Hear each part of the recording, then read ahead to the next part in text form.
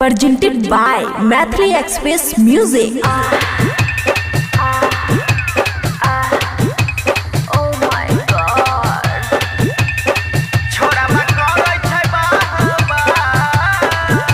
खुशी recording studio Baluaha. Holi में छोड़ा पंजियाई ले कोई छौड़ी के चोली रंग देलक।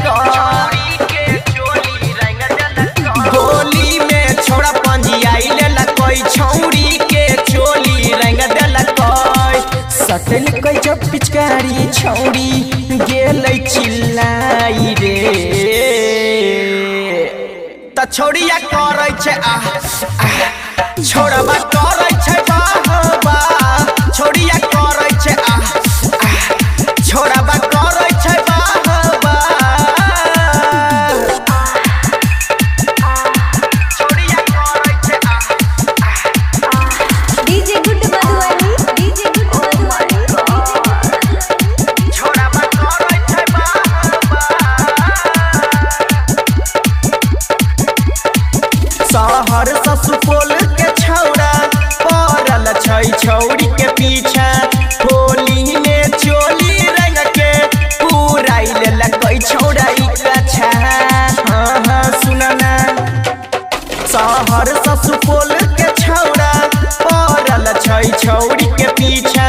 होली में चोली रंग के पूरा देलक छौड़ी के कछा। खगड़िया जिला के छौड़ा रे हाल कैलक छौड़ी के बुरा रे।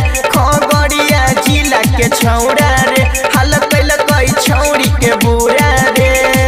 लहंगा में रंग छुएल कोई चल गेलै भीतर त छौड़िया करै छै छोड़बा करै छै बाबा छौड़िया करै छै छोड़बा करै छै बाबा छौड़िया करै छै DJ good Madhubani DJ good Madhubani. Oh my god छौड़िया करै छै राइटर रामकेश छलै छौड़ी के तोरने हुक। किशन लाल दाबै छै छौड़ी के दोनों बोलो राइटर रामकेश छलै छौड़ी के तोरने हुक। किशन लाल दाबै छै छौड़ी के दोनों बैलून। गंजा पीपी के छौड़ा लगाबै छै बुढ़बो के मनबा में कहबै छै। गंजा पीपी के छौड़ा लगाबै छै बुढ़बो के मनबा में कहबै छै।